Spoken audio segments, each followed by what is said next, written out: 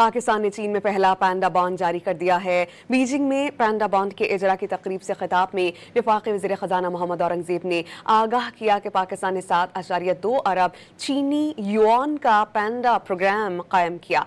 इब्तदाई मरहले में 1.75 अरब चीनी युआन के बॉन्ड्स जारी किए गए।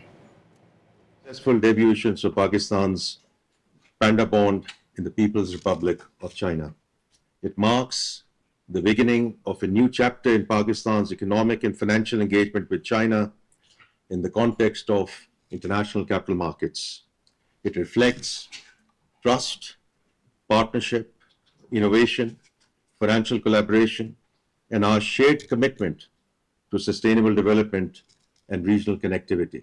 Today, Pakistan has successfully anchored a CNY 7.2 billion Panda bond program. The debut issuance of CNY 1.75 billion, as was mentioned by earlier speakers, experienced an overwhelmingly positive response and was oversubscribed by 5 times and closed at coupon rate of 2.5%.